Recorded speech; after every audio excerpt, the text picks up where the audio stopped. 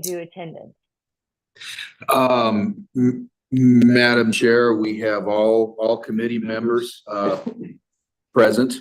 We also have, looks like Brian Olmstead from the Water Board, who is not on the Finance Committee, present. And then I'll ask Jennifer to just take note of staff and invited guests. Okay, thank you.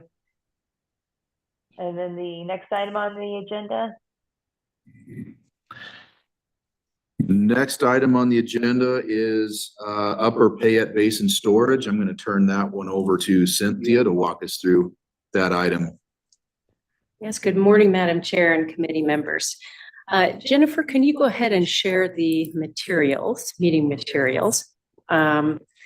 I think this is not a rush. I think the materials that are available online and were sent to the Water Board include a cover memo related to this topic, and also included some materials that were submitted for the board to better understand the project and to consider. Thanks, Jennifer. So the Upper Payette Storage Association presented a project proposal recently to the board's storage committee. That was back May 6th.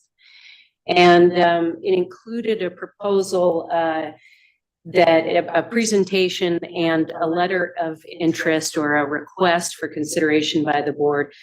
The proposal involves the acquisition of available uncontracted storage space from the Bureau of Reclamation's facilities in the Payette Basin.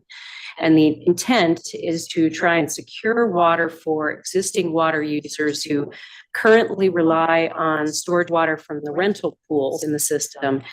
And there's interest in securing some of that water under contract to meet some of their future water needs and to provide additional certainty into the future.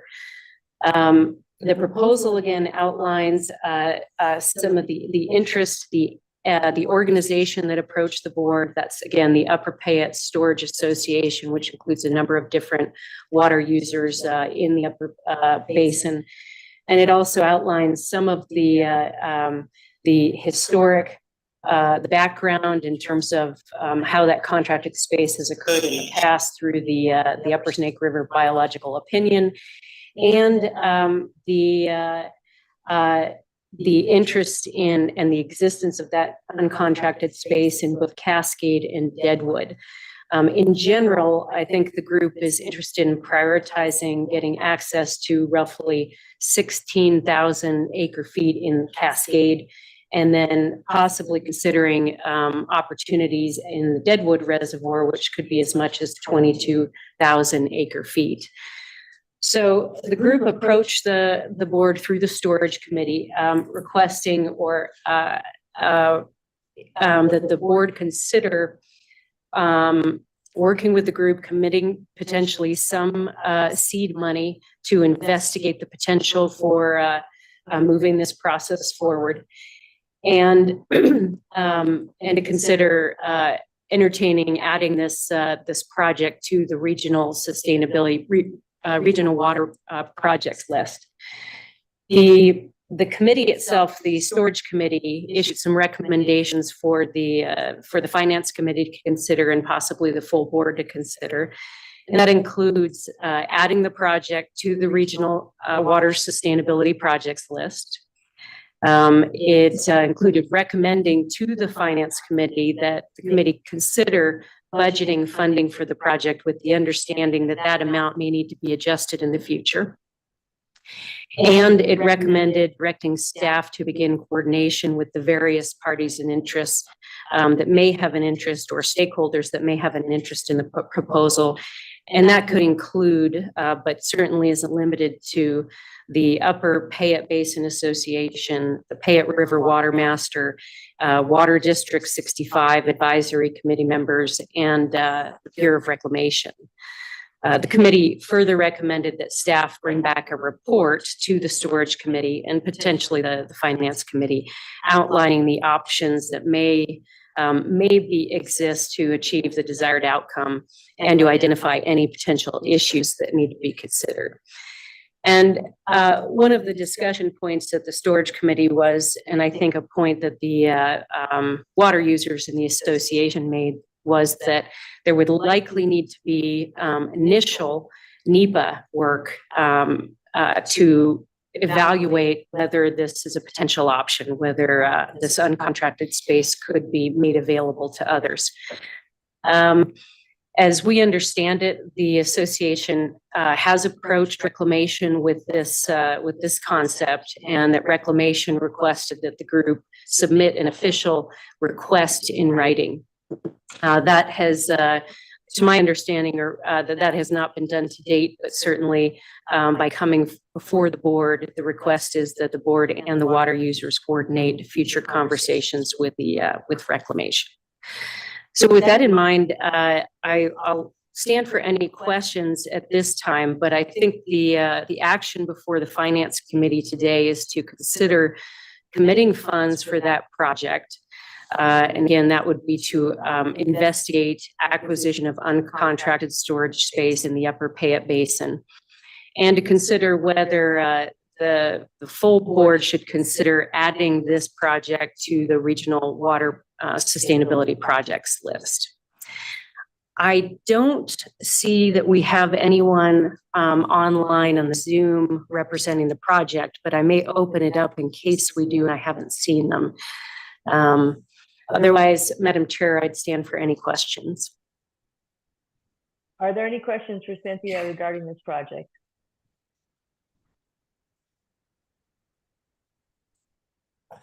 Madam Chair, I have one question if the members of the committee are Go ahead, Ms. covered. Board member. And that is Cynthia, is the anticipation that we would jointly write a letter with the space holders, or with the upper Payette water users, or that the board would ask on their behalf, or have we got that level of coordination done yet? Thank you, Mr. Barker, Madam Chair. I don't think we have that level of coordination yet. What I might suggest is that we reach that if the committees and the board recommend at least pursuing and better understanding this project, that would be the first step, would be to coordinate with Reclamation to get a better understanding of what kind of proposal Reclamation needs in order to provide a meaningful response, and more information as to what the next steps would look like and what the potential costs associated with those steps would be. Madam Chairman, this is Jeff. I'm wondering if what we need to do, from what I understand, the Upper Payette water users would very much like the water board to take this on. But I wonder if we need to get a formal request from them in writing. And perhaps that's something that we could attach with our letter to Reclamation. And Mr. Chairman, Madam Chair, if I might, the board did receive, I guess, a general letter from the water users. I think it's dated April 23rd, and that's included in your packets. And that is a request that the board entertained the topic on the storage committee, before the storage committee, and potentially before the board. So I think following on Mr. Raybould's comments, we could certainly ask for a more detailed request, maybe based on guidance from Reclamation in terms of what information they would like to see and from which parties.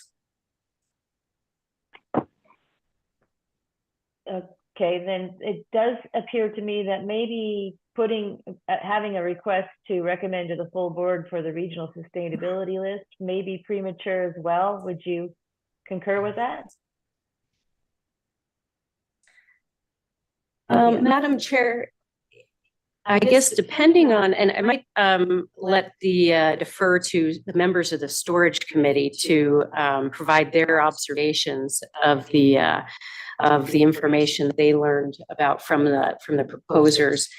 One option would be to add the project to the list with the caveat that that more information should be provided based on coordination between staff and the interested stakeholders.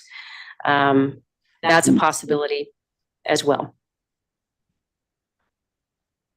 Okay, I think that's a viable alternative.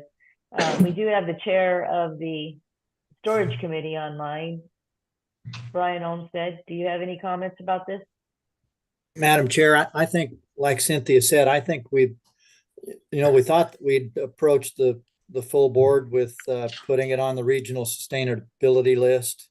I don't see any reason not to have it there. And then depending on, the Payette people have a lot to decide on how they want to work with the board, or if they want the board to hold those storage rights. I mean, it's just so preliminary at this point that we don't know, we don't know what our role is going to be exactly.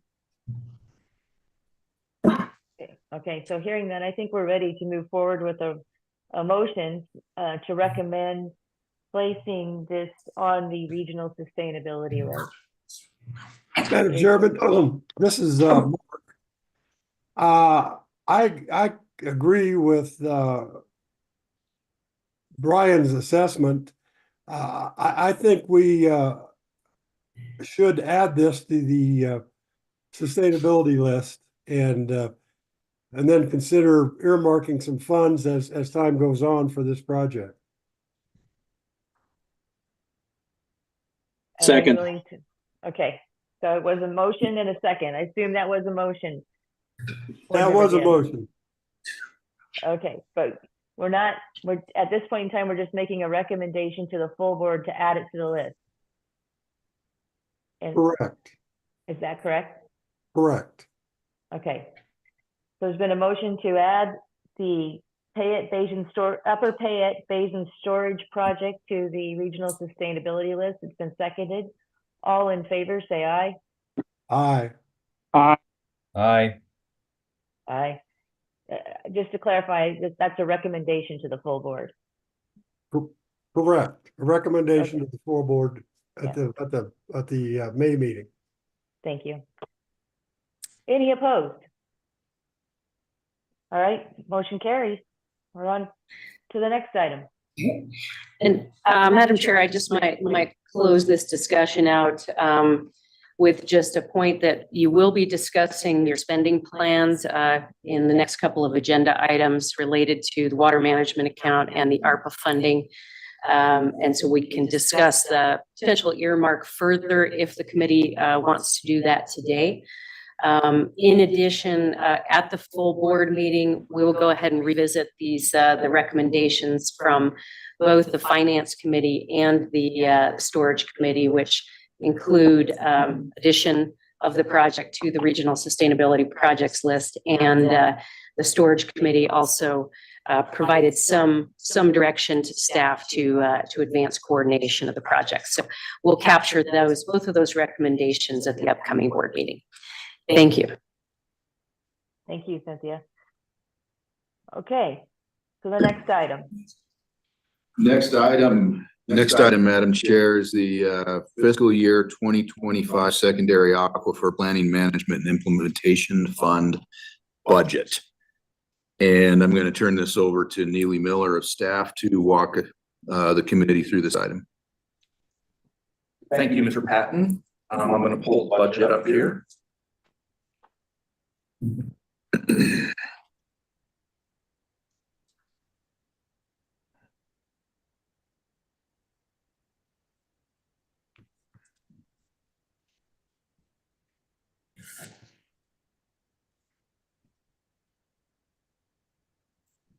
Okay, Madam Chair. Now I have shared my screen. You should see the budget that has been prepared by staff. This is the fiscal year 2025 proposed budget for the secondary aquifer fund.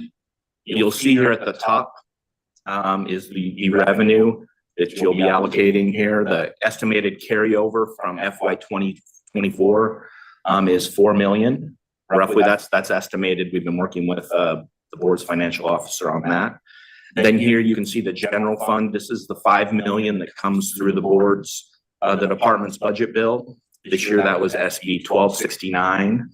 And that's the $5 million for water sustainability. And then here you have House Bill 547. This is the cigarette tax funds. This is the $5 million you get annually through the cigarette tax. And then the estimated interest of $750,000. So taking those together, we've got about $14,750,000. And Madam Chair, I just propose to walk through the budget from top to bottom, but feel free to jump in at any time, and I'll either try to help clarify, or we have staff available either in the room or on the Zoom to help clarify any questions. I will begin with the ESPA Managed Recharge Program budget.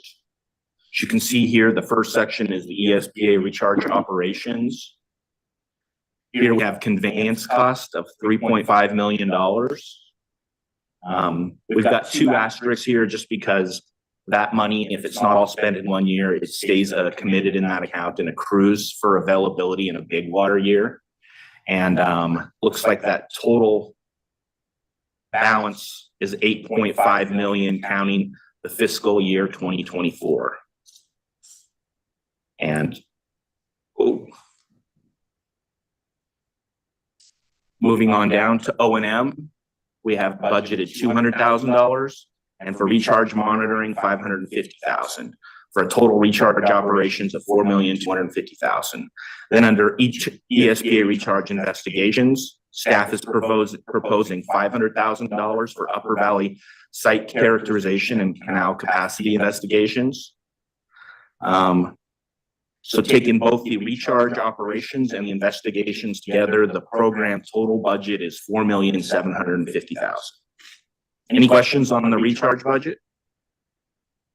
I guess I would just like to emphasize that this is the budget for the operations and maintenance of the recharge program. Correct?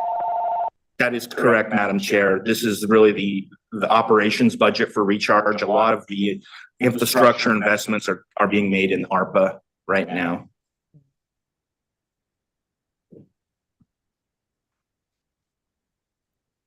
Hearing no more questions, I'll move on to the cloud seeding budget. We really have three sections of this budget here: the O&M, the capital, and the R&D. Beginning with the O&M, we've got that broken into several basins. The Upper Snake Basin for $1,117,225. And again, this would be the 2/3.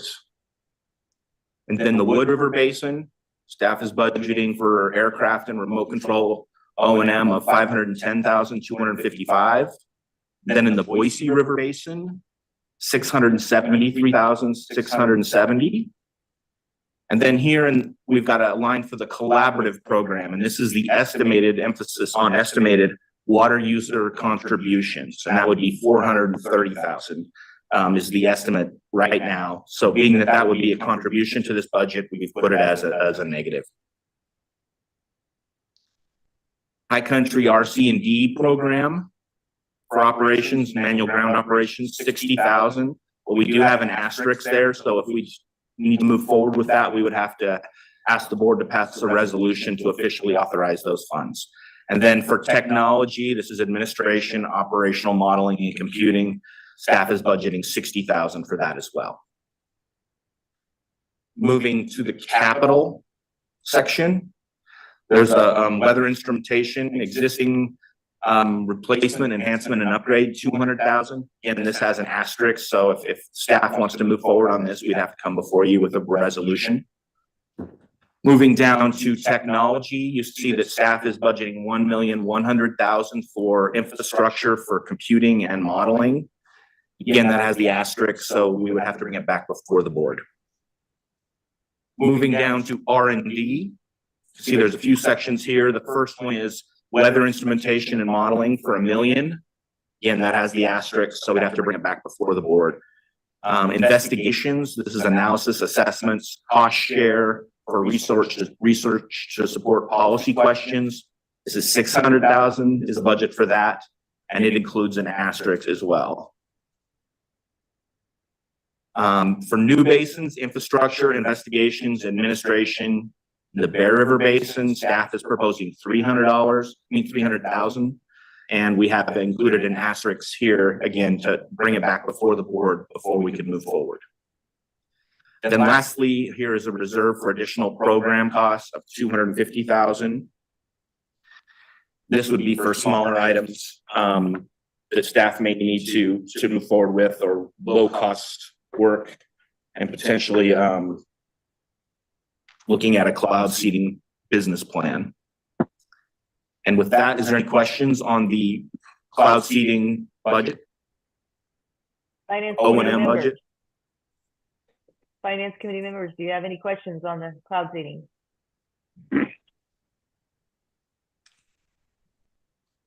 Dell, do you have a question? No, I'm good. Okay. Other board members, do you have any questions regarding the cloud seeding program? Okay, I think we're ready I'm to good, move on. Joanne. Thank you. Thank you. All right, Madam Chair, I'll move down to these basin specific items here that are called out in this budget. For the Treasure Valley, staff is proposing $145,000 for monitoring in support of the Treasure Valley model. This is anticipated to be an annual item. Moving down, we've got the Raft River. This is for Raft River hydrologic studies and monitoring. Staff is putting $50,000 here in this budgeted item. No asterisks there. Moving to the Portneuf Basin. This is the Portneuf hydrologic study, year 2 of 4. You recall this was in last year's budget as well. So we'll have it for the next 2 years as well. Staff is proposing $150,000 for this budget item. Moving down to the Bear River Basin for staff is budgeting $100,000 for potential water sustainability work that may need to be done in the Bear River Basin. Lemhi Basin, staff is budgeting, proposing a budget of $100,000 for support of water sustainability initiatives per the settlement. Moving down to the Mid-Snake Basin, this is the monitoring there in the Twin Falls area of macrophytes. This is the Mid-Snake water quality monitoring. It's annual, at least until they have enough of data or a data set to run their model. And staff is proposing $50,000 for this item. Moving down to the Palouse Basin, staff is proposing $200,000 for a water supply project in the Palouse Basin. And we put an asterisk here, so they would have to make a proposal to the board, and you would have to authorize that. But staff is putting $200,000 for the Palouse. The next item is the Mountain Home Basin. This is a new item on the budget this year. This is the proposal for the development of a groundwater model. This would be year 1 of 4, and staff is proposing $250,000. We do have an asterisk here, so staff would have to make a presentation to the board at some point to authorize those funds. Big Lost Basin. This is another one of those annual monitoring in support of model development. Staff is proposing $120,000 on this. Moving down to the Wood River Basin, there's 2 items here that are both in year 3 of 3. These came out of the settlement. First is the C for the Conservation Infrastructure Fund associated with the settlement. Staff is budgeting $200,000 for that final year of that. And then also staff is proposing $300,000 for the Camas groundwater characterization and water levels associated with the settlement, bringing that total in the Wood River to $500,000. And then lastly here, last couple sections here is they have a hydrology activities section. This is the ESPA monitoring, $250,000. Then we've got statewide surface water and aquifer monitoring. These are basically everywhere but the ESPA for $450,000. And then new monitoring well, is there someone asking a question? No, Sorry, I think you I heard have a an echo. Okay. And then lastly here, new monitoring wells and instrumentation for eastbound data gaps. And staff is proposing $300,000 for that for this year, bringing that total hydrology activities to 1 million. And then lastly, we have a statewide session. This is really just for professional services, which includes media and federal outreach and administrative costs that occur throughout the year. Staff is budgeting $300,000 for this item. That would be the last item in the budget. So taking all these items together, staff is proposing a total budget of $13,156,150. And that would leave you with a balance of $1,593,850 for reserve for work and other priority aquifers. And with that, I would stand for any questions. Neely, I think we do have a question from board, well, not committee member, but from Mr. Barker, board member Barker. Well, thank you, Madam Chair. This might not be a Neely question, but maybe it's a Brian Patton question. On the wood, there's two line items. One is for the SEAF, and we had an agreement with them about how we would balance those payments. And I just wondered if we know or whether or not the balance of those payments have been properly accrued so that we're not going to be in a situation of buying storage water. Madam Chair, Mr. Barker, I would say they have been underdrawing on that, and they've been very concerned about being out of balance at the end. So they've been very cautious. I think they've only drawn a couple $100,000 total so far. So I think going into year 3, it'll be interesting to see what they can do, but they certainly won't be out of balance with the 600,000, which I believe was the 200,000 for each year. But the first year you'd match them 2 to 1, but they have to balance it out in the remaining years, and it can be used for infrastructure. Okay. And they're probably not going to have to buy a lot of storage water this year anyway, right? Exactly. So on the second one, the Camas groundwater study, is there any update on where that is? How close there is to being a groundwater study being done, or?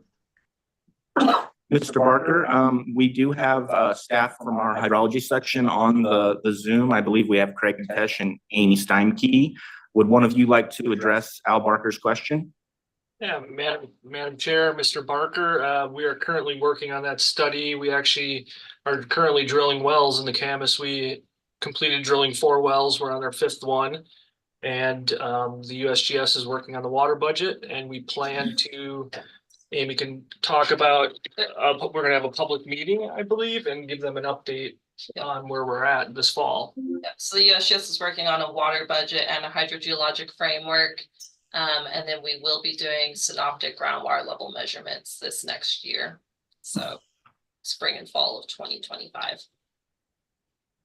Oh, through 2025. Okay. So are we going to need to budget more money for next year's work for the Camas characterization?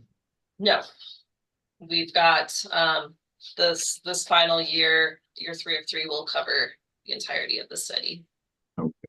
Okay, great. Thank you. Thanks. Are there any other questions regarding the secondary aquifer budget by other members of the board or committee? Madam Chair, I'm good. I'd like to make a motion to recommend this budget to the Idaho Water Resource Board. I'll second. This is Dale. Okay. Thank you, Dale. Thank you, Jeff. We've got a motion and a second to recommend this budget to the full board at the May meeting. All in favor, say aye. Aye. Aye. Any opposed?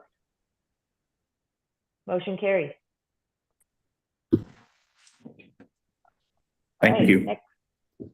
Thank you.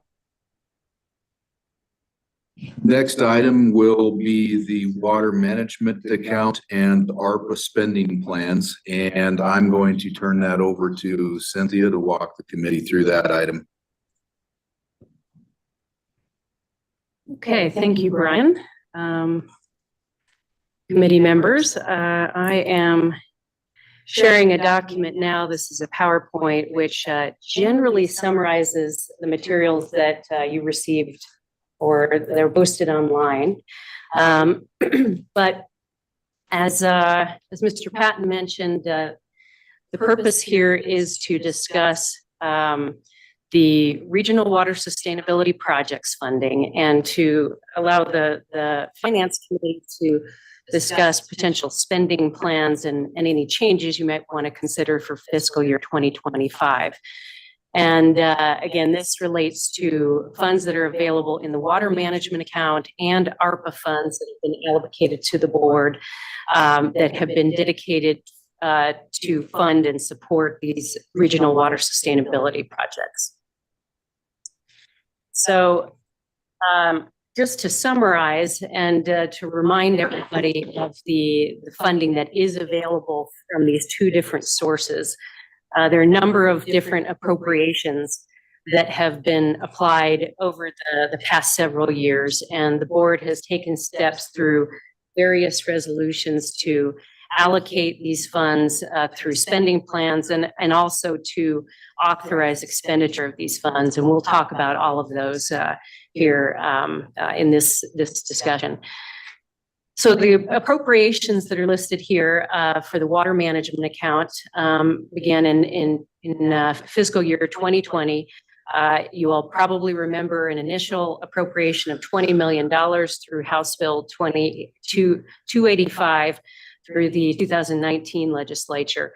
And those funds were intended to be dedicated to projects such as large regional projects such as the Anderson Ranch Dam Raise, the Mountain Home Air Force Base pipeline project, the water resiliency project, infrastructure associated with managed recharge on the Eastern Snake Plain Aquifer, and other similar types of projects. The legislature then dedicated an additional $50 million in FY 2022 through House Bill 11121. Then an additional amount of funding was committed, $75 million in FY 23 through House Bill 769. And at that time, a portion of that funding was intended to be dedicated for aging infrastructure grants, 1/3 of that appropriation. The legislature then appropriated additional $150 million in fiscal year 2024 with an ongoing direction to the board to commit a portion of that, or 1/3 of the funding, towards aging infrastructure grants.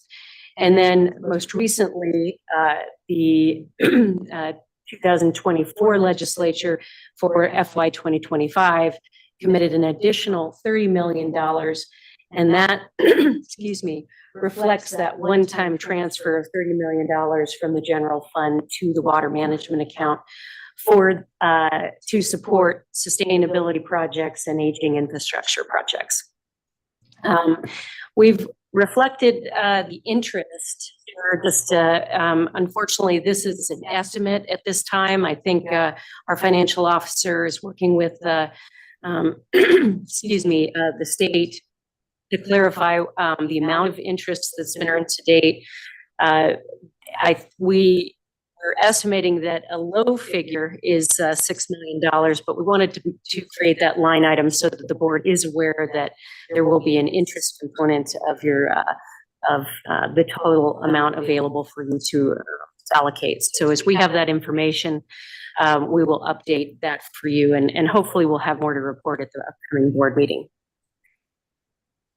Moving on to the American Rescue Act Rescue Plan Act funds, otherwise known as ARPA. You have appropriations totaling, or at least a commitment from the state to allocate up to $250 million of ARPA funding to the board for water projects. And those, as you're all aware, have come in increments, beginning in $100 million back in fiscal year 2023, An additional $50 million was allocated in 2024, but the expectation had been that would be $100 million. So that shortfall has been applied back to the board's funding coffers. An additional $50 million is slated for fiscal year 2025, and that should be received in July. And then a final $50 million allotment is expected or scheduled for FY 2026. And ultimately, that will total $250 million. At this time, the cash available and that will be received by July will total $200 million for the board to allocate out. I should note at this time that the ARPA funds do have some deadlines associated with them. The requirements are that the funding is obligated or otherwise contracted by December 31, 2024, and that is spent by December 31, 2026. And that is something that the board has been taking into consideration as it has developed its spending plans and made authorizations over the last year or two. So again, when we talk about this today, when we're talking about obligated funds, that, and I'll go ahead and actually jump to the next slide here. Hey, Madam Chairman, Yes. this is Jeff. I have a question about that. We have to have all the ARPA dollars committed by December of 2024. We're not scheduled to receive the next tranche until next year. Was there language in the original appropriation of the ARPA money that said the water board was going to get the 250 and gives us authorization to commit 250 million? Can we commit money that we have not yet received? Is there a problem here?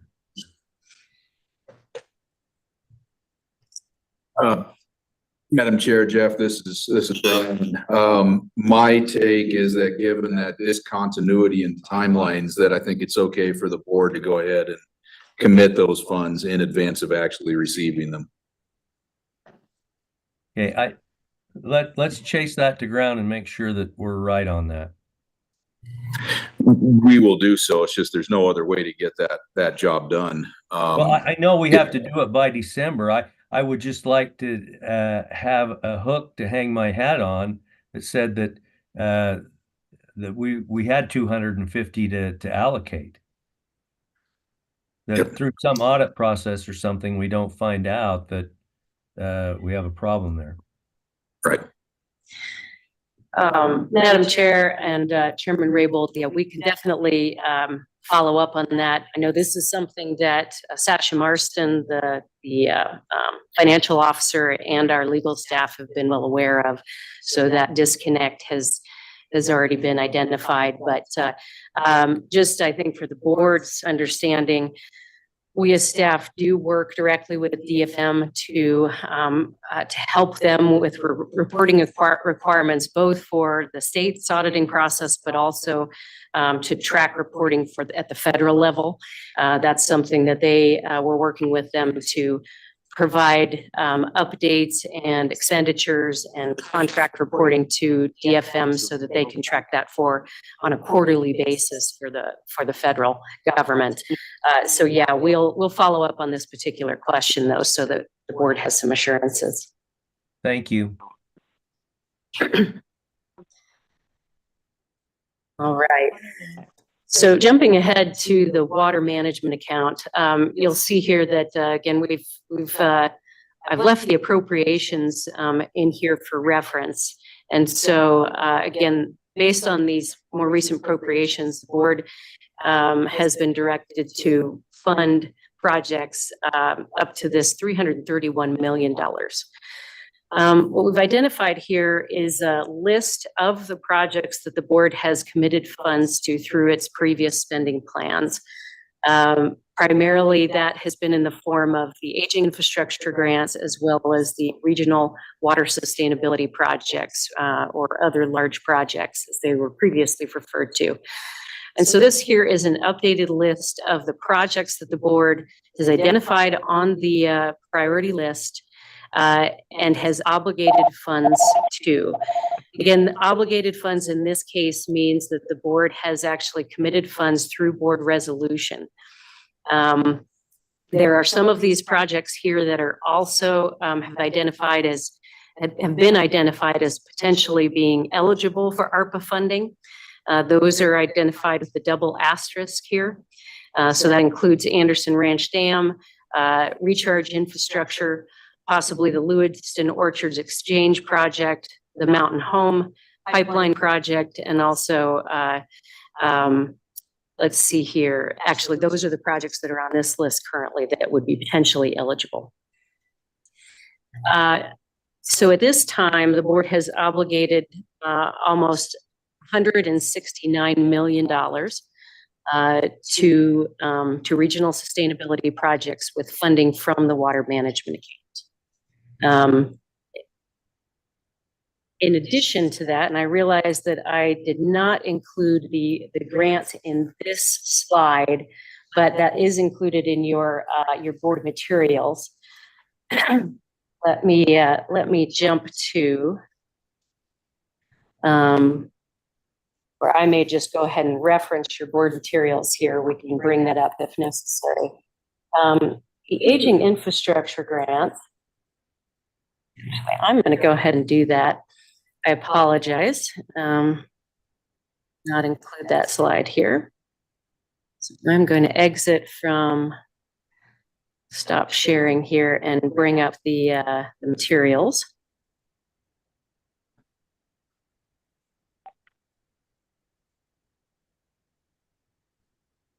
Let's see here.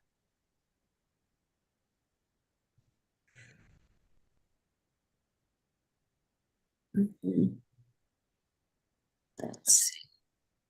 Apologize. Jennifer, do you mind bringing up those materials? I thought I had them open here. Actually, I do.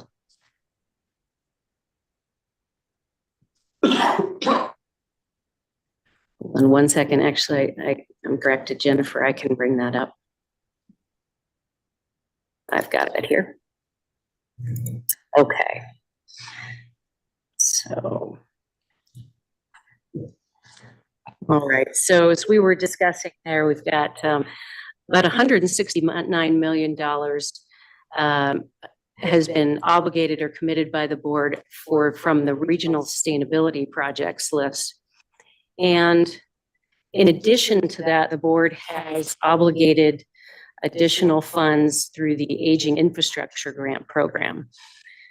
The board has set aside $12.5 million for each round of 4 rounds of aging infrastructure that have been awarded to date.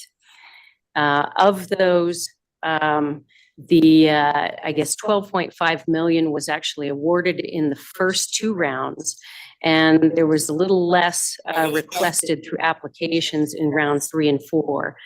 So the total amount obligated in rounds 3 and 4 was roughly $11 million and $7.6 million in round 4. So that's reflected here.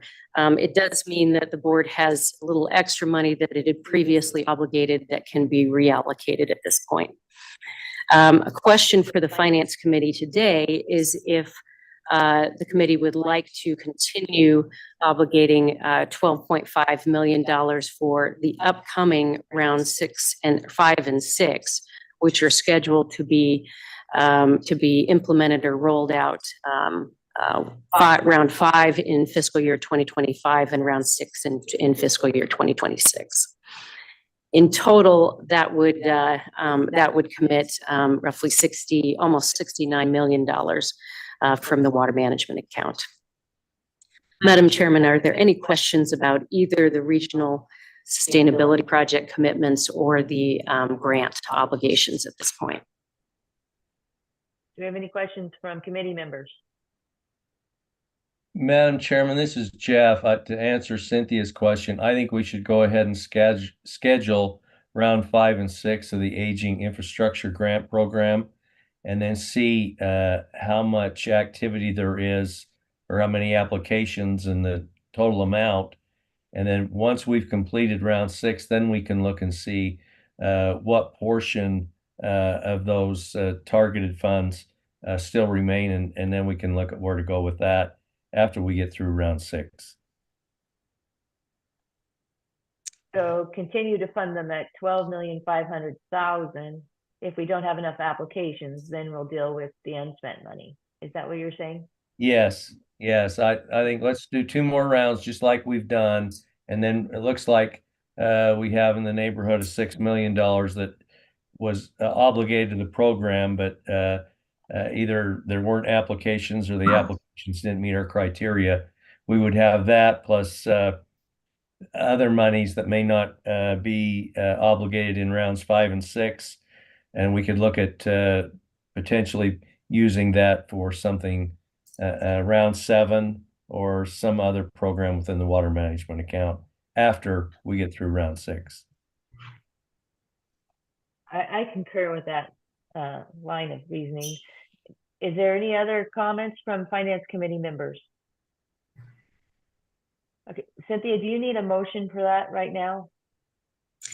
Or just direction? Yeah, I think as Brian Patton's suggesting, we might want to hold off and just recommend the whole plan, motion to recommend the whole plan once we're finished with the discussion, Madam Chair. Okay, thank you. Proceed. Okay, so the next line item that you noticed here relates to the loans. Those loans, to date, the board has committed $20,811,000 in loans from the water management account. Those are larger loans that have largely have also acquired or have aging infrastructure grant component to them. And you'll notice that none of the funding from those loans has been dispersed to date. So in total, between the grants, the loans, and the regional sustainability projects, the board has committed over about $259 million from the water management account. The available remaining after those commitments is roughly $72 million. Gotcha. Okay. If there aren't any questions about that specifically, I'd like to just introduce a couple of the line items highlighted under other potential needs for review by the board. These are projects that have been discussed by the board, either in committee or the full board.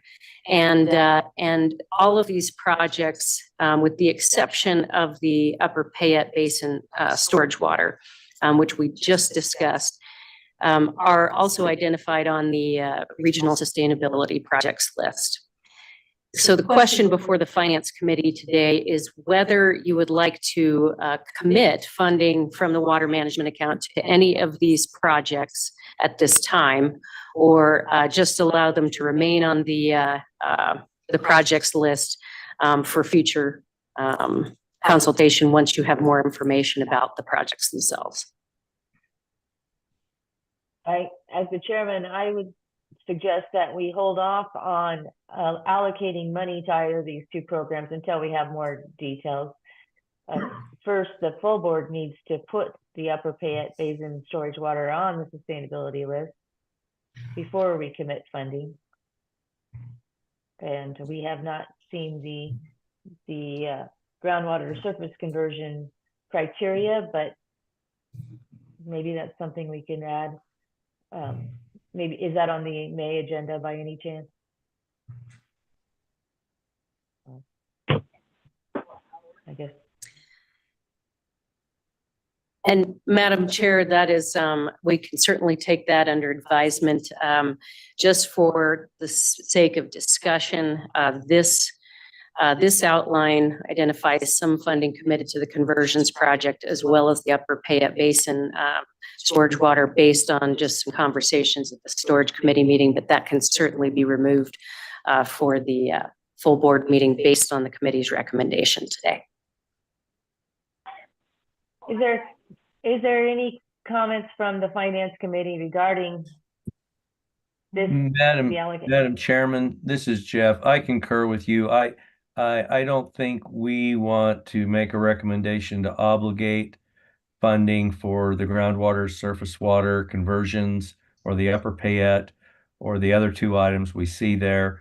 I think we should report to the board that these other projects are there and are probably going to require funding, but we're not prepared at this time to earmark how much and when those monies should be made available. Okay. Thank you for those comments. Any other comments from finance committee members? How about other board members?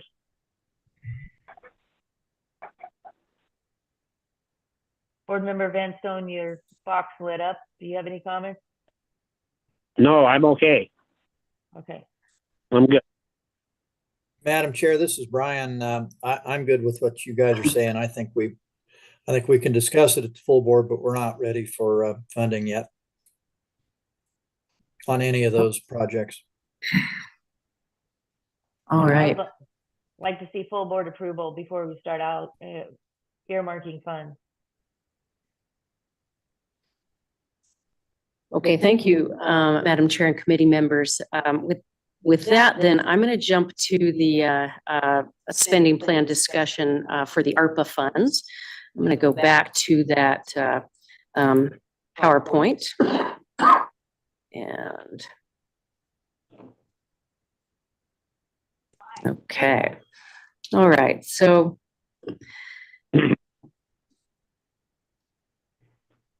all right, so this is again similar to the table that was reflected in the workbook materials, but hopefully a little more easier to read.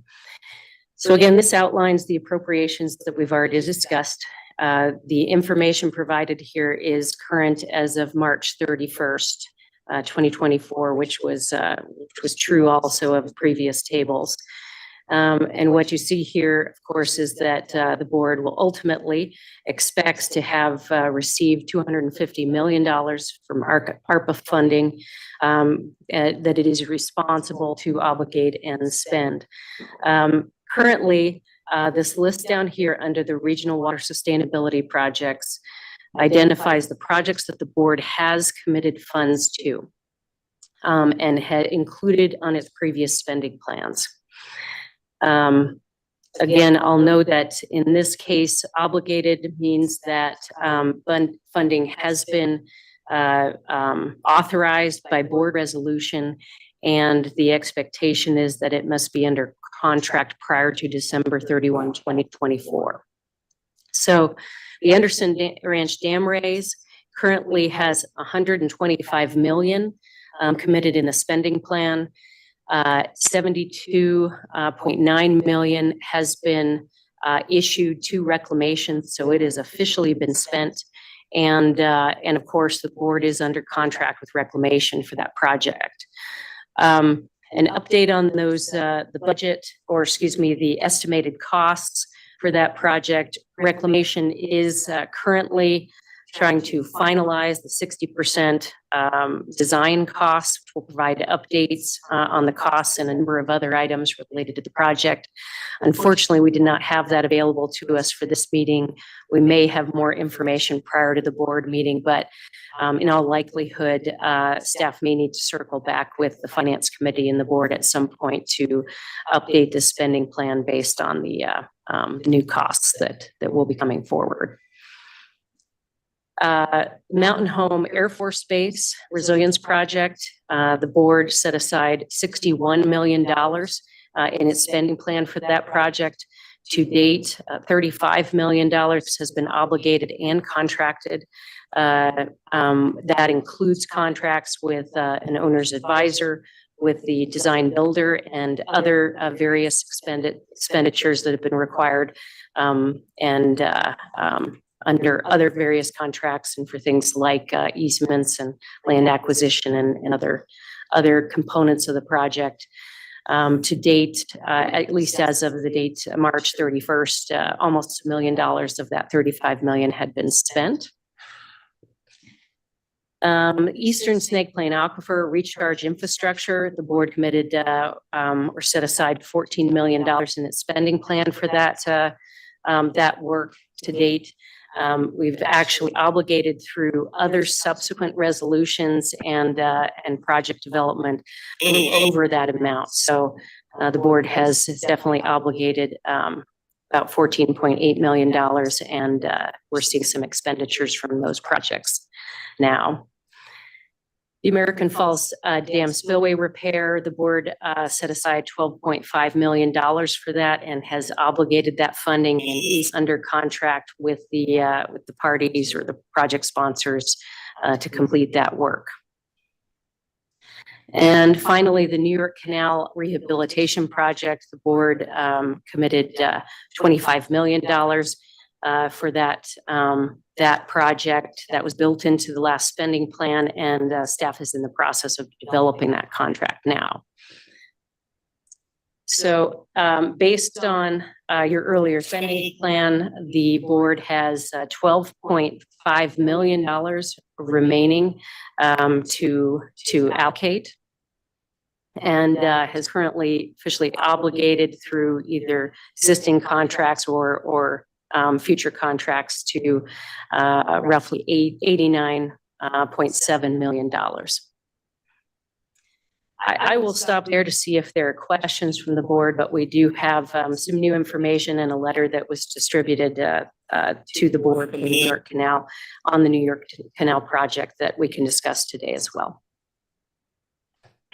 All right, Cynthia, I do have a question. It's regarding the obligated column, and maybe this is a question for Sasha, but that obligated column, does that meet where I understand that that's through board resolutions. Does that meet the criteria for ARPA as being obligated? I will attempt to answer that question, Madam Chair. And yes, please, Sasha Marston, correct me or provide additional information if I missed anything. But yes, it does, Madam Chair. So as I understand it, as long as we have contracts in place for this work by December 31st, 2024, that will meet the initial requirement for ARPA, and then that money will need to be spent by December 31st, 2026. And each of these, that has been accounted for, I think, each of these projects through the contract process, and that has been reviewed by legal staff as well as our financial staff. Okay. Are there any other questions regarding the ARPA spending plan as it sits today from Finance Committee members? Madam Chair, this is Jeff. I think we need to acknowledge that we're going to have to obligate more ARPA money to Anderson Ranch. We're, I guess, waiting on pins and needles for Reclamation to complete their 60% engineering and come back to us with an updated estimated cost at that time. But I don't believe that 125 included anything for mitigation to space holders during construction, did it? That's correct, Chairman Raybould. It does not include the mitigation costs. There will probably be, we'll have to take another look at Anderson Ranch and the spending plan for Anderson Ranch, as well as what we need to be prepared to obligate for that before the end of the year.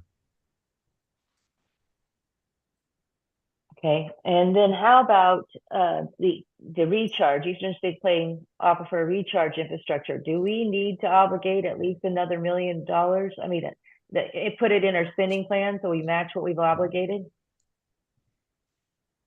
This is Jeff. We probably ought to do that, or we probably ought to unobligate $868,000 and attach that to the water management account in some fashion. And I don't know that we want to do that, but at this point in time, are there any other comments from Finance Committee members or other board members on the ARPA spending plan? before we talk about the letter that we received.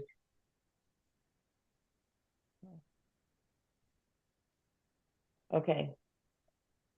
Then let's move on, and before we talk about the spending plan any further, let's talk about the letter we received. Okay, Madam Chair, I'll go ahead and share the letter. I believe Jennifer has added that to the materials for reference by others. Let's see here. Okay.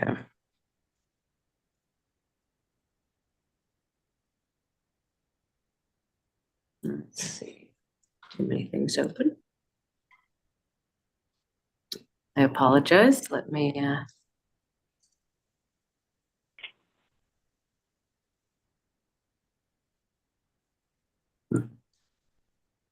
okay. Let's see. Okay. All right. I believe you all are seeing the letter now that was submitted to the board on May 10th. So last week from the Boise Project Board of Control. And this letter requests that the board consider committing additional funding, additional ARPA funding to this project. Again, initially the project received a commitment from the board for $25 million. And it is now requesting an additional $50 million due to increases in, or at least new estimates related to the costs of the project. And I believe that we do have representatives from the Board of Control online if the committee would like to hear from them at this stage. Yes, I think we would like to hear from them. Who do we have online? Hello, Madam Chair and Finance Committee members. This is Bob Carter, the manager of Boise Project. And in the room with me, I also have Tom Rithaller, the assistant manager, and Mary Sue Chase, who helps us write our grant. She's our assistant secretary treasurer. Excellent. And have there been any grants written for the unfunded portion of this project? So there are some grants that we have received, but not to the extent of as in the letter, as you can see, the escalation costs. When we first presented this, it was a couple of years ago when we got our last semi bid, I guess you'd say, kind of a price estimate. And with the way inflation and everything has been, obviously prices have escalated. So that's why, we wrote this letter and requesting any more funding if it is available. All right, does anybody, any other committee members have questions for the Boise Project Board of Control? Madam Chair, this is Jeff. Can Cynthia or somebody refresh my memory? When did she say we had to have ARPA money spent by? Yep, the end of the year 2026, December 31st.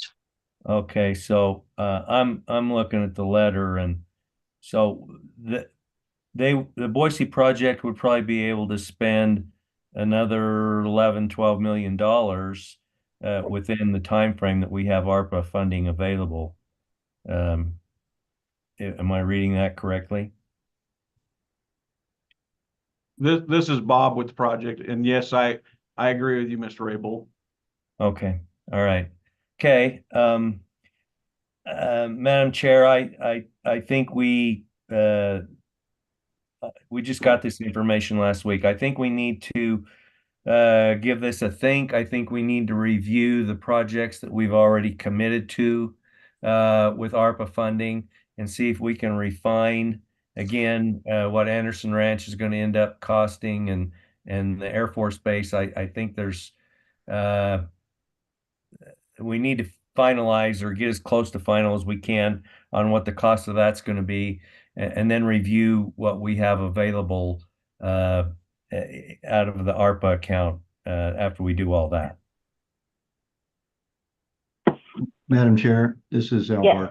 Barker. Yes, not to comment on the merits of the application letter here, but I guess I need some understanding of what it means to spend the money, because there's no way we're going to spend actually pay a contractor all the money that's necessary to do the Anderson Ranch raise by the end of 2026.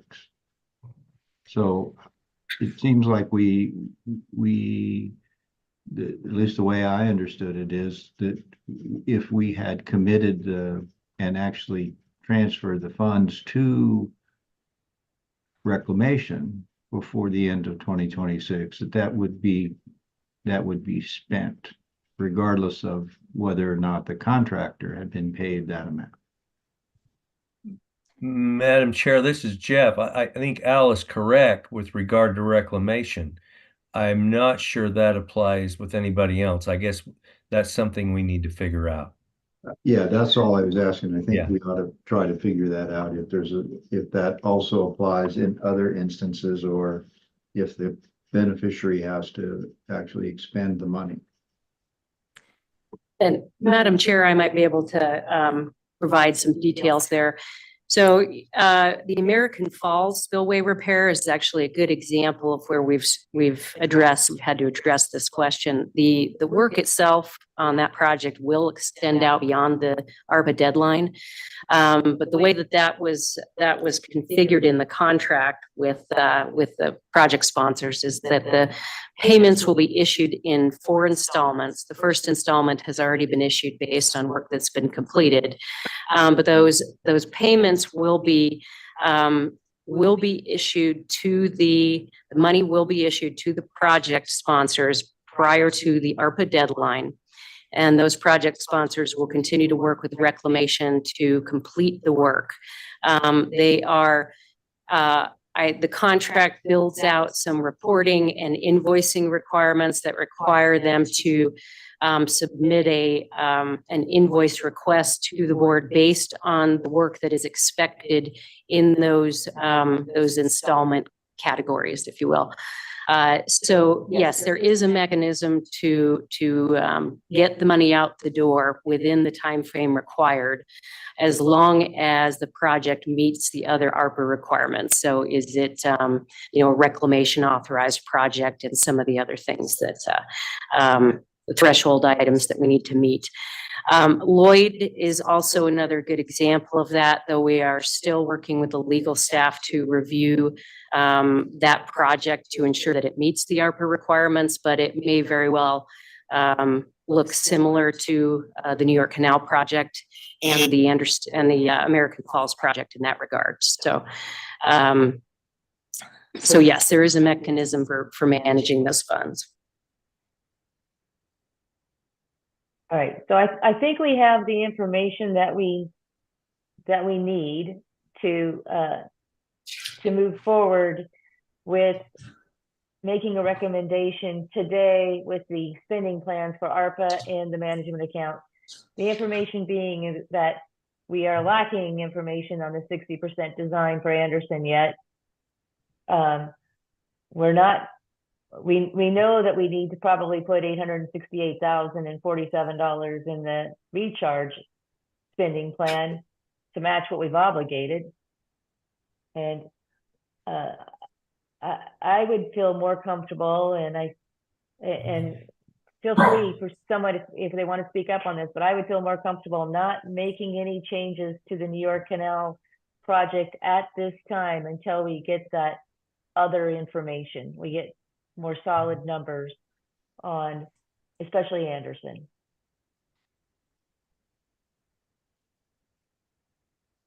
Madam Chair, I would concur with your recommendation. Madam Chair, this is Mark. I think it sounds appropriate that your plan to see where we are before we contribute additional resources to New York Canal. We have a little bit of time yet. So it has to be committed, obligated by December. I know the legal staff is going to need to write those contracts, so we probably should plan by September at the latest.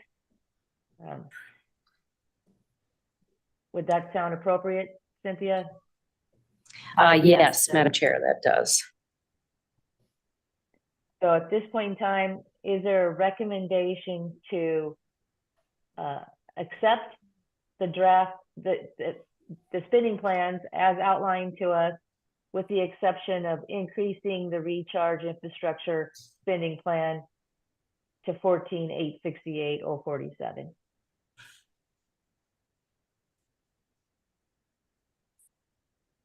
Madam Chair, I would make that motion that you're entertaining. Okay, is there a second? I would second it. Thank you, Dean. Okay, so there's motion to accept the spending plans as presented today, with the exception of increasing the spending plan for the recharge infrastructure to match what we've already previously obligated. This is a recommendation to the full board. So all in favor, say aye. Aye. Aye. Aye. Aye. Any opposed?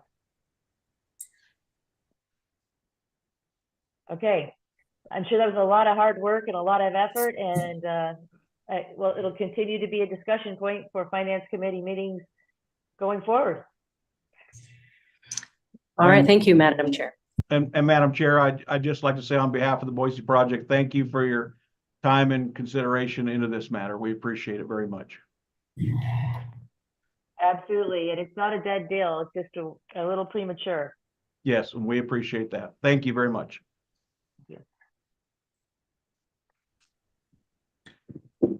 Okay, next item is grant program timelines. And Neely Miller will present this item to the committee. Thank you, Mr. Patton. Unmute myself. Thank you, Mr. Patton. Yes, I will be presenting on the board grant activity timelines for looking at this calendar year 2024 and 2025. This is something that I have shown a few folks. I'll zoom in here because it looks like it's hard to see.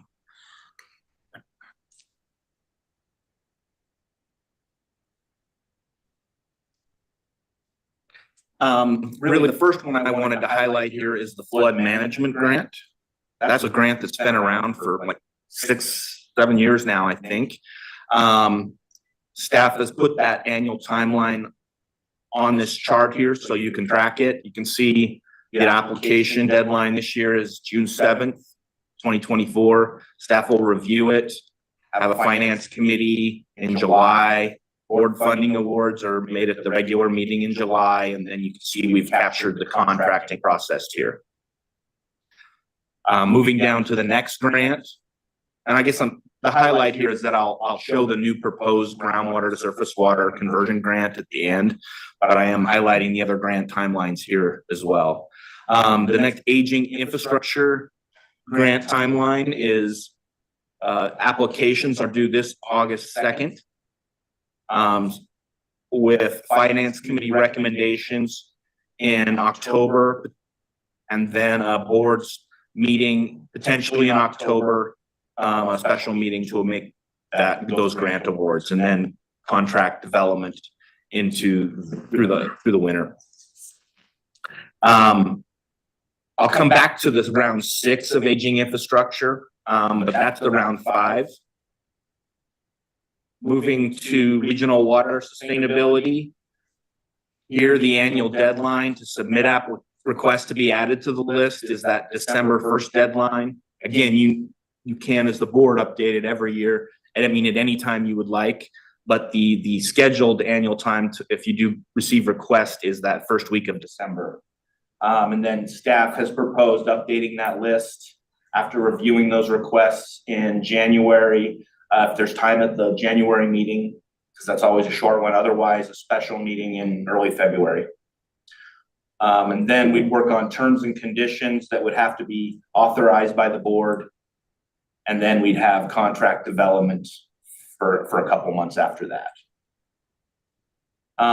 The new grant program that has been proposed is a groundwater to surface water conversion grant project program.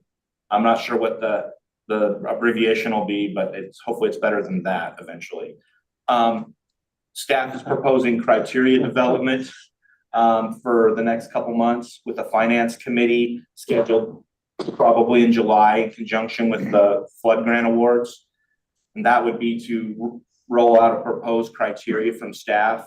Staff is proposing a 30-day comment period with a finance committee in late August or early September to consider those comments and make any changes to the proposed criteria. And then a board meeting, instead the regular September board meeting would adopt that criteria and set that application deadline. And here staff is proposing the first week of December application deadline. So from September till the 1st of December, that gives them a solid 2 months to put an application together. Staff would review it over the holidays, and finance committee could be held in late January or early February with board funding awards at a special meeting probably in February. Again, that January board meeting is really tight with half a day and all the water user activities. So that's the general idea. Those dates could easily be moved around. And then with a contract development period here for a couple months following that. What staff did though, because of the workload that would be imposed by this new groundwater conservation project grant, staff worked with the finance chair and a few other board members on suggestions on how to manage that workload. And the suggestion was made to push to fit that new grant program where we had originally scheduled this round 6 of aging infrastructure, and then to push this round 6 out a little later than we'd originally planned. So this would be an application deadline of first week of August. So these would be a year apart. Round 5 and round 6 was a 6 months push on that because they were originally scheduled about 6 months apart. Putting in the new grant timeline, we'd push this round 6 out about 6 months. So it'd be the same timeline as the round 5, just a year later. And with that, I would stand for any questions or comments or concerns with this timeline. Any feedback that you'd like me to incorporate. And I guess I'd be looking for some sort of recommendation that staff could proceed with this approach to go forward. Finance committee members, any questions, comments, or a motion to ask staff to proceed with this timeline? Madam Chair, this is Jeff. It looks good to me. It's awfully ambitious for staff, but I think Neely's got things staggered around to where he can manage it. So is that a motion? It must have been. Is there a second? I'll second it. This is Marc. Thank you, Mr. Gibbs. So it's been moved and seconded to encourage to approve this timeline and have staff go forward with the grant program. Thank you, Madam Chair. We have to vote. So all in favor, say aye. Aye. Aye. Any opposed? Aye. Okay. Any opposed? The motion passed. All right. Good work. This is exciting. A new a grant program, and it's hopefully people are taking notes and getting started looking at their potential project. We will also have Steve put out some press releases related to those application deadlines. There's a few of them are coming up actually fairly quick, so we want to get those notices out. Mr. Patton, we got the flood grant out about last week, so it's out there. I did a TV interview with the city of Twin Falls. Exactly. Yeah, we've already gotten coverage on TV and print on that one. Okay, all right. Excellent. Okay, next item is the loan program, and Justin's got a couple of items to bring to you. How about aging infrastructure grant criteria update. Grant criteria, thank you. I skipped one. Let me share my materials real quick again.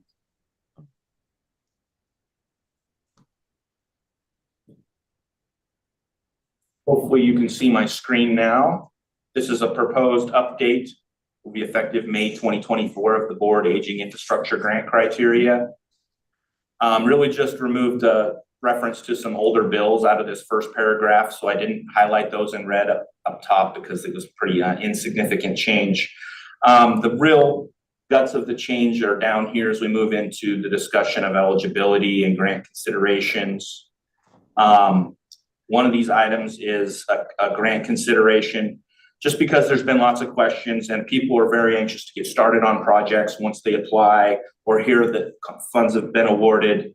And it does take us a little bit of time to turn out contracts. So we've included language to make it a little more predictable for those folks and to make everyone internally feel better. So costs incurred after the board grant funding award. So this would be when you pass a resolution to award aging infrastructure grant funds.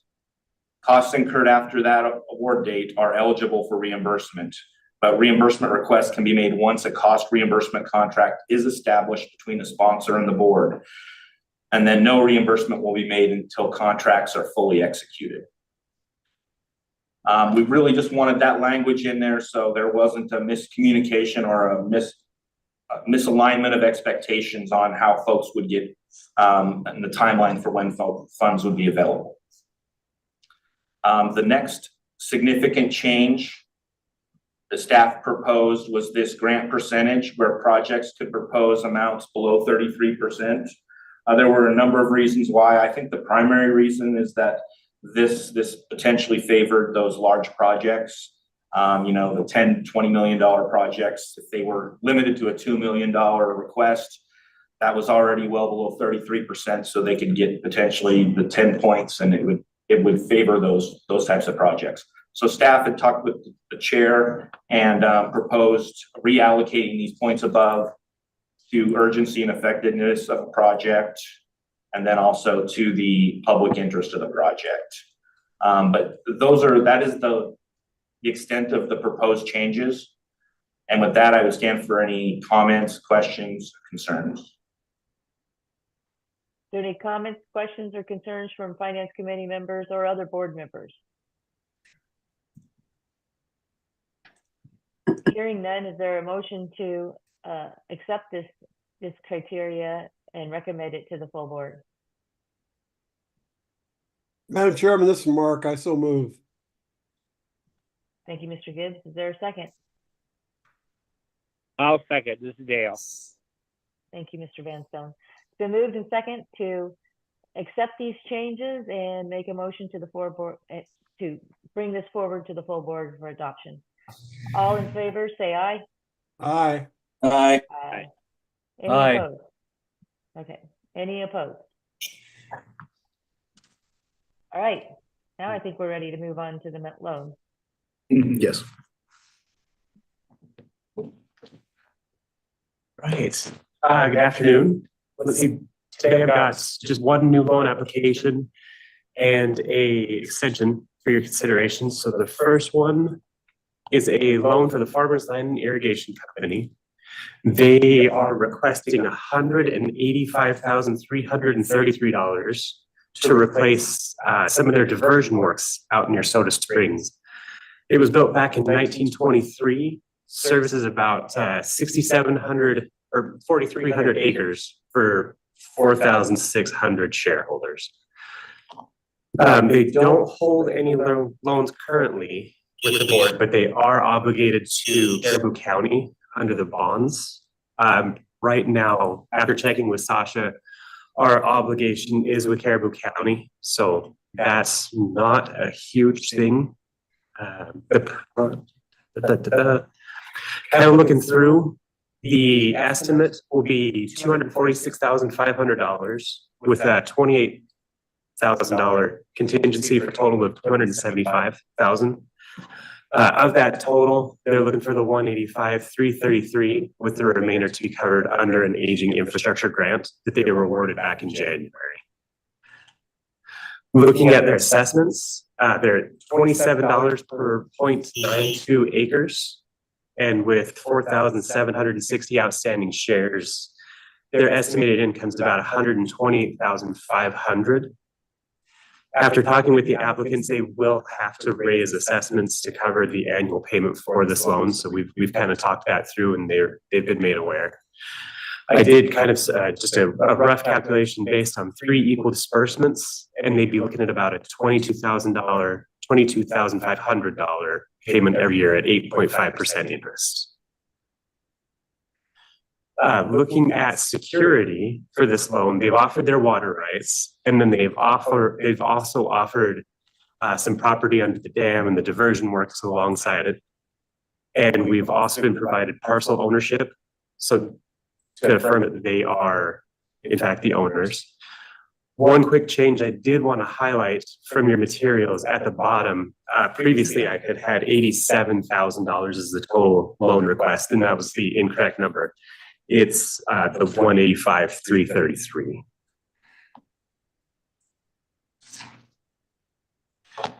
Jumping to the resolution, there's also 2 other items I wanted to bring to your attention. Kind of walking through. It will be a 15-year loan repayment term, and we are giving them the 8.5% interest. But the 2 items that are different from your materials are lot 42 and 44. We've added 2 extra conditions to the resolution. The first one, that the board reserves the opportunity to review the proposal at any time prior to the execution of the contract. And that's something that we think we'll start to include going forward, just because it gives us the ability to be flexible if the proposal changes. And then second, that the company will be under contract within 30 days of the date of the resolution, unless otherwise approved.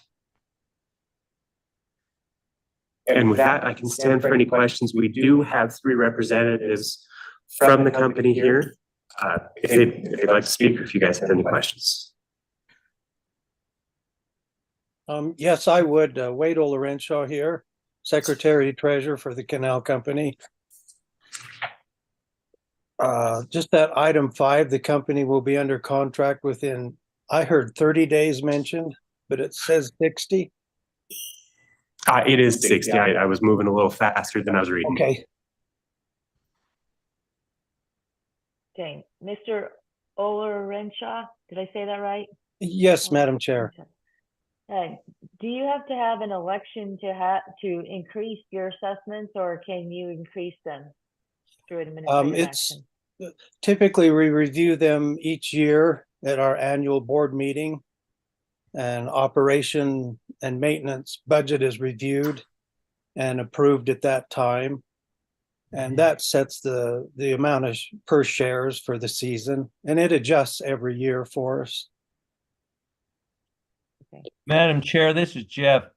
I can stand corrected, but I think this is a private corporation. I don't think this is an irrigation district, and does not require an election and judicial approval before they can borrow money. Yeah, that's correct. We're a very, very small organization. But a good one, I would note. Thank you. Am I hearing a motion, Mr. Gibbs? That would be a motion. I would move that we approve this loan to Farmers Land and Irrigation. This is Jeff. I'll second it. Any other discussion? All right, let's vote. All in favor, say aye. Aye. Oh, yes. Aye. Aye. Board Member Madam Redstone, did you have a question? Yeah. Yeah, is this a recommendation to the full board to approve at the next board meeting? Yes, We're not, it is. yeah, we're not approving. Yeah, okay. I'll say aye. Yes. Good catch there. I failed to say that. Okay. Any opposed? Okay, looks like the motion passed. Great, thank you very much. You're welcome. And then Still has to the go before- extension. Oh, go ahead. As Board Member Van Stone pointed out, it still has to go to the full board, but the Finance Committee is making a recommendation to the full board to approve this loan. Understood. Yes, thank you. Thank you.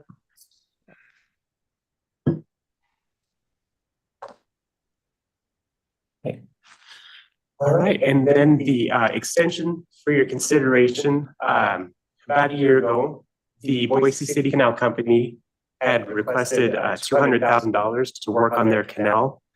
They were looking to lower the floor of the canal and the distance work so that they were able to get at water during the season a little easier. There were periods where the water would be available, but because of the way the canal was built, they were unable to send it. After that loan was approved, they had received an aging infrastructure grant, and they've begun work and are making great progress. I actually just got an update from Alan this afternoon that things are on track. They're looking for a 1-year extension so they can finish more of the work under the aging infrastructure grant to keep the costs down for their patrons. And when we figure out what they need to finish this project out, they'll come back for the loan and we'll knock it out then. Let's see. All right, is there anybody from this Boise City Canal Company online? There is, I believe Mr. Alan Winkle is online. If you'd like to say anything. Mr. Winkle, you have the floor if you'd like to say anything. And if not, I can jump straight to the resolution. Hold on.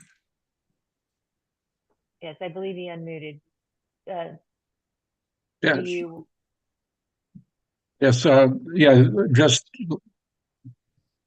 thank you. Yeah, we are proceeding at pace, going through a situation at this point where we're have a permit. We have asked for a permit from the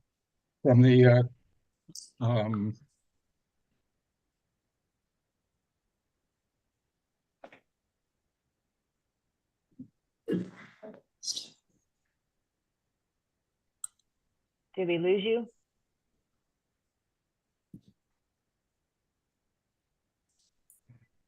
from the Corps of Engineers, and that should be, hopefully we'll get through that and be able to know what we're going to have to do from their aspect. But everything seems to be going, and we appreciate all the help. Okay. So, yes, let's move to the resolution. Just a straightforward resolution that we extend the time for the Boise City Canal Company to act on this loan through December of 2025. So a 1-year extension. And with that, I can stand for any questions, but that's all I have. Finance Committee, are there any questions regarding a 1-year extension request for the Boise City Canal Company's loan agreement? Madam Chair, I'll Yes. move that this resolution be approved to the full board at our next regular meeting. All right, thank you, Mr. Van Stone. Is there a second? I'll second. This is Marc. Thank you, Mr. Gibbs. It's been moved and second to approve this resolution for the next board meeting to be looked at by the next full board at the next board meeting. All in favor, say aye. Aye. Aye. Aye. Any opposed? All right. Thank you, Mr. Winkle, for your time. I think we're ready to move on.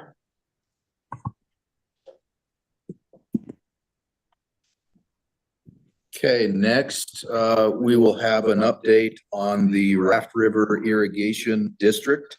I think we're expecting an update both on the formation of the irrigation district itself and the progress of the project that this group is undertaking.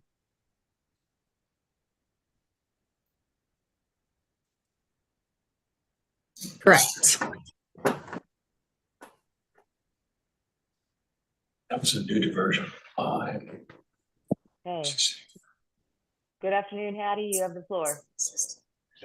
Madam Chair, members of the committee, thank you for the opportunity to allow us to present to you today on this project. It's an exciting project that's essential to sustaining Idaho's agriculture in the Raft River Basin. I'm going to share my screen.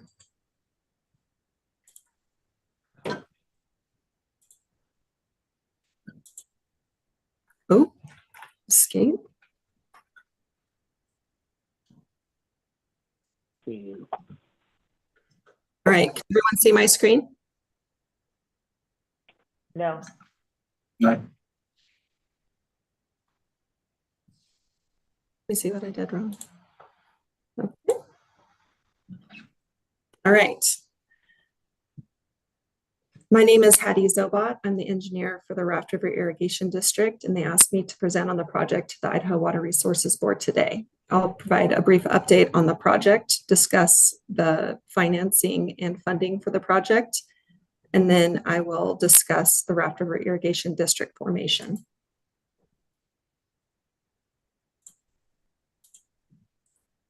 So the Raft River project is an exciting project that provides comprehensive watershed restoration to the Raft River Basin to sustain agriculture and improve water quality. The project is a large project that requires a lot of collaboration between partners, including the Raft River Flood District, Raft River Recharge Group, Raft River Electric, Raft River Groundwater District, Raft River Irrigation District, and the partnering landowners. Overall, the project will provide flood protection for the Raft River Basin, provide recharge within the critical groundwater area of the Raft River, improve access to irrigation water, providing a sustainable pathway for water to be delivered from outside of the basin, and improve water quality in the Raft River before it flows into the impacted Mid-Snake region. Key elements of the project include installing a pump station and pipeline from the Snake River into the Raft River watershed area to deliver private water rates and leased water for irrigation and recharge, developing flood detention and recharge ponds that recharge the aquifer, also remove sediment and pollutants of water diverted into those basins, and then completing bank restoration projects within the tributary reaches to reduce sediment loads to the Raft River.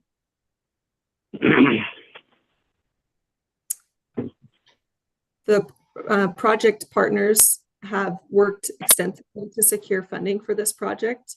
One of our key funding sources for the project has been provided by the Idaho Water Resources Board, which we're incredibly thankful for the continued support. The project was selected for funding through the Regional Water Sustainability Program, and then it was also selected for a loan through the Water Projects Loan Program. In addition to the Idaho Water Resources Board funding sources, the project was also selected by the USDA NRCS PL 83566 program, which is a very long name. And that program will provide up to $25 million in construction and 100% support for the environmental assessment and design phase. Overall, the Idaho Water Resources Board represents about 36% of the total project funding. The project is expected to cost approximately $58 million. As part of the loan process, contracting process, the Idaho Water Resources Board required that the Raft River Recharge Group members form an irrigation district to secure the loan. The Raft River Irrigation District has been formed. The district is a smaller district. It's limited to 3,000 acres to enable the directors to live outside of the district boundaries. In total, 7 districts were formed. Overall, the irrigation district process has been moving forward with pretty great rate of speed. They were able to elect to form the district last year, and then the final order to form the district was issued by Cassia County in November of 2023. The board for the Raft River Irrigation District passed a resolution to incur indebtedness in April, and also passed assessment to pay the loan payments for the Idaho Water Resources Board loan, totaling a little over $1.1 million. And the next step to be able to contract with the Idaho Water Resources Board is to secure judicial confirmation to incur indebtedness. That the paperwork for judicial confirmation will be filed on May 20th of 2024.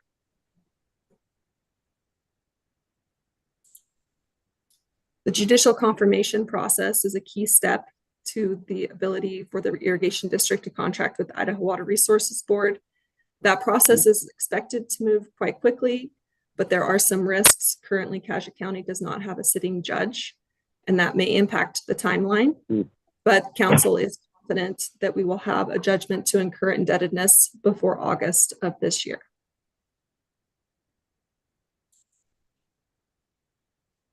Overall, some of the questions related to the loan were asked to the irrigation district about what the projected expenses may include.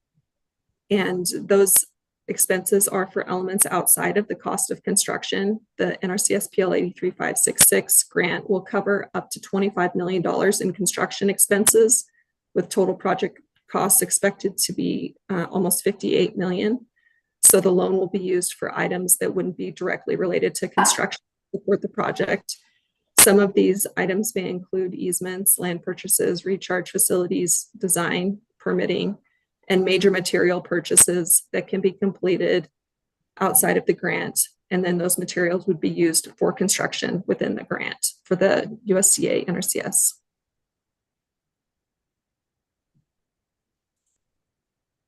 The timeline for the contracting on the loan has been moving pretty quickly with the requirement for the irrigation district formation.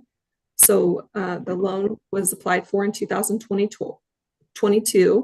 The project was selected for funding in 2023. And during 2023, the district was formed.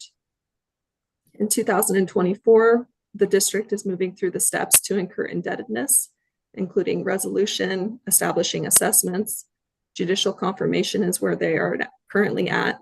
And then the next step will be loan contracting. It's anticipated that the irrigation district will be able to contract on the loan this year after the judicial confirmation is complete. The next question is, when would the district be able to draw on the loan? And those draws could happen as soon as required by the Idaho Water Resources Board, but are anticipated to be made throughout the project duration between 2025 and 2028.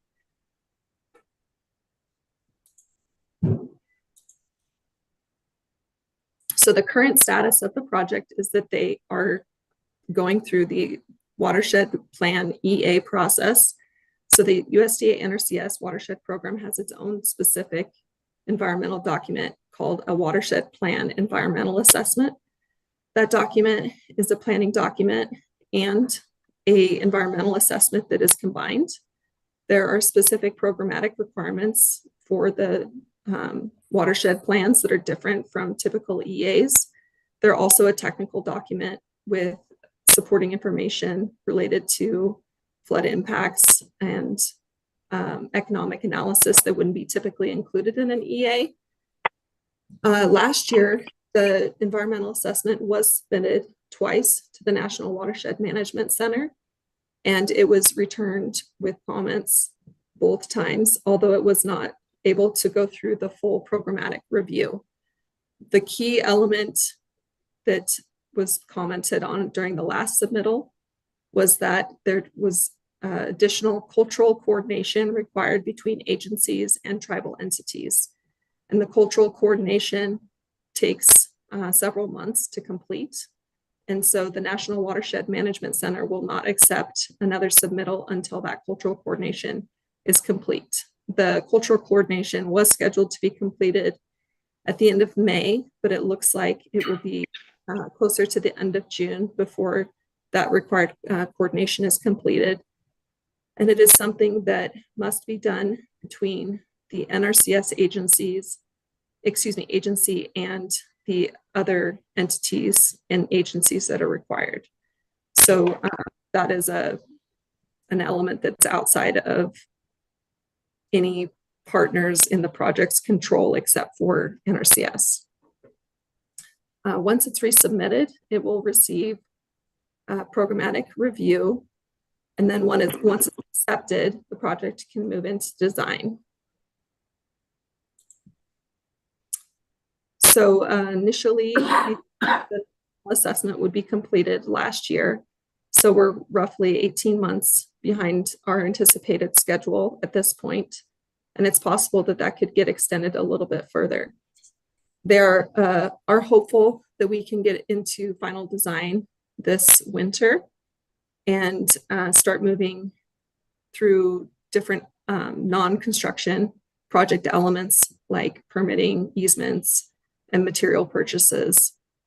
The construction ideally will start in 2027 and be completed before 2028. Excuse me, will ideally start at the end of 2026 and be completed before 2028. Sorry about my timeline being a little bit skewed. So the support needed from the Idaho Water Resources Board for this project is that they request that while they're forming the irrigation district to continue holding the interest rate at 4.75% for the loan. This is really important because the interest rate impacts the assessments on the farm ground of the district, and the district needs the loan as soon as possible. So pending additional confirmation and contracting with the Idaho Water Resources Board for the loan. It would also be beneficial to have the contract for the loan extend for the duration of expenditures and construction be between 2024 to 2028. And lastly, the irrigation district requests that the Idaho Water Resources Board provide guidance on the disbursement requirements for the loan, minimum and maximum withdrawals, timelines, and any limitations for the use of the money.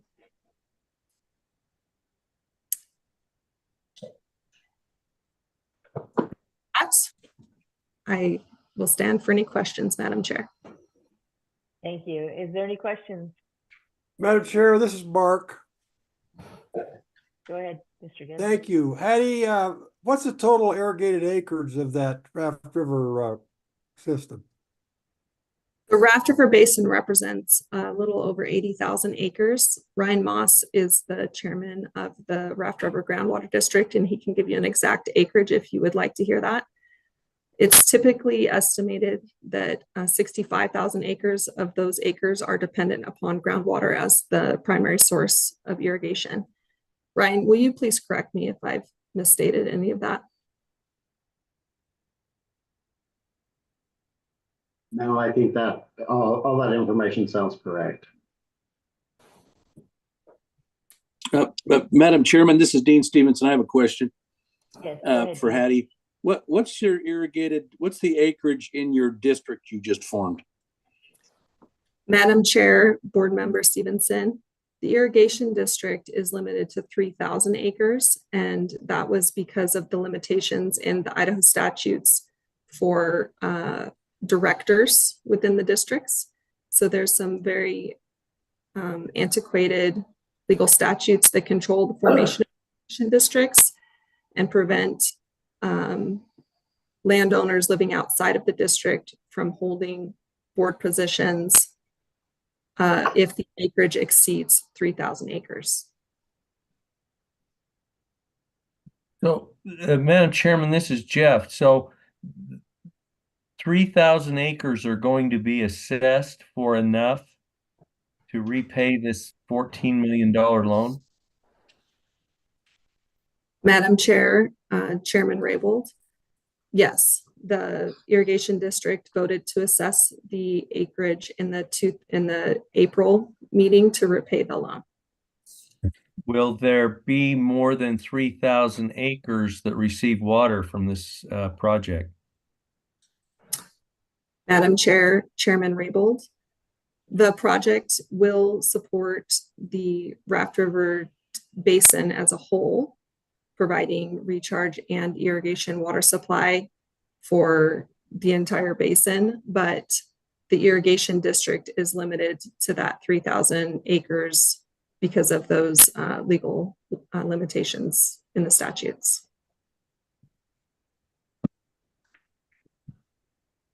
Okay, Madam Chair, this is a little different than I thought it was going to be. I thought the irrigation district was going to at least cover the entire area that was going to receive water from the project.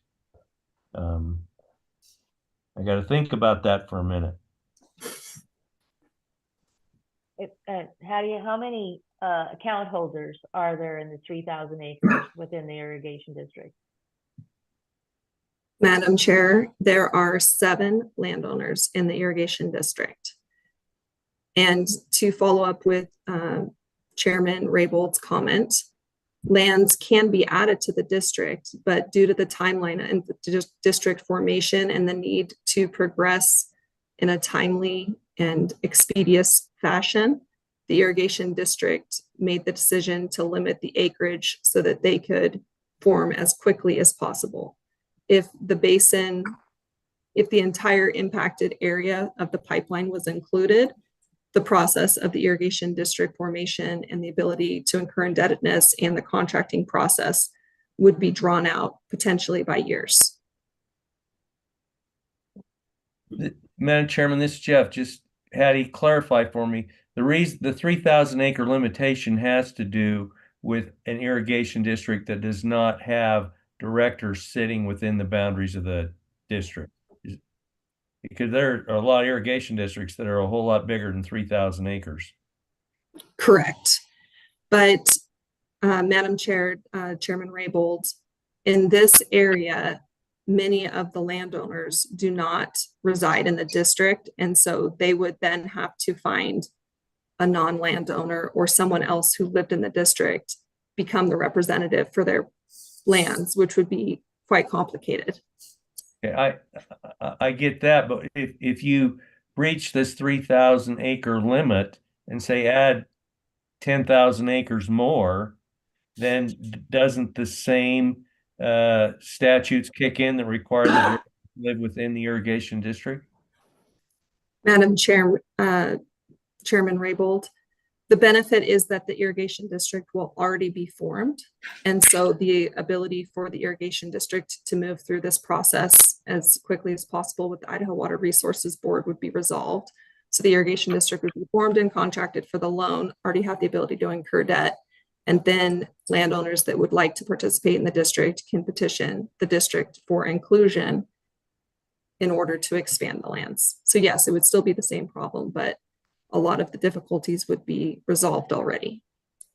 Well, you're limited to the 3,000 acres unless you find directors who reside within the irrigation district, aren't you? As soon as you go over 3,000, you trigger that requirement that the directors live within the district. Madam Chair, Chairman Raybould, yes, you are correct. I believe that there is some legislation that will be proposed potentially even next year to resolve the irrigation district difficulties with that statute. That's something that Matt Darrington is working on with the Idaho Water Users Association, because this is a problem that affects many irrigation districts, not just the Raft River Irrigation District. Okay, follow up, Madam Chair. So in the meantime, there are only 3,000 acres that potentially would be encumbered to repay the loan. Madam Chair, Chairman Raybould, yes, that is correct. Okay. I think that's something different than what the water board envisioned when we suggested that you form the irrigation district to receive the loan. So I need to think about it, Madam Chairman. I don't know about others on the call, but I think this is something that we should report back to the full board on and decide how to proceed. Madam Chairman, this is Marc. I shared Chairman Raybould's concern. my quick math tells me that I think that's $19,000 an acre you're putting on these these 3,000 acres to secure this loan. And, you know, I think it's a great project and I'd like to see it go forward, but I think you gotta have a legislative fix before you proceed, frankly. So this is Matt Darrington. If I could weigh in on this for just a minute. Yes, go ahead, Mr. And I know Hattie would love me to. So what Hattie's been talking about is exactly right. There's been this problem with this antiquated statute that doesn't deal with landowners that don't live on the farms anymore. So it's an issue I've taken up with Senator Cole-Hansen and also with Paul Arrington, and we're hoping to run some legislation that might address it and allow some changes on that. And I understand that security on the loan is the issue. And if that's the issue, I think we can easily resolve that by offering additional security elsewhere on some other lands if need be. But I think there's ways to address the concerns, Madam Chairman. Okay. And are you sharing your screen right now? Is that what you're? Oh, yeah, I was looking at my notes. Sorry, from the irrigation district. Okay. Let me stop. Thank you for reminding me. Thank you, Madam Chair. No problem. Additional security is the issue. It's a $14 million loan that we've got reserved for another year for Raft River. And we just want to make sure that that we're actually making the loan to the entity to the irrigation district that we thought we were. So I appreciate your time and your presentation this morning or this afternoon. And I'm sure, as everybody else who is on the board and on this call, I do think we need some time to reflect on what you've presented and bring it to the attention of the full board in May. Madam Chair, if I may add one more thing. The assessments per acre is very manageable for the 3,000 acres. The Raft River Irrigation District is also going to be adding and subtracting acreage from the district. So the remapping effort for the district is a relatively small lift compared to the formation of the district and the steps that we needed to go through to form the district.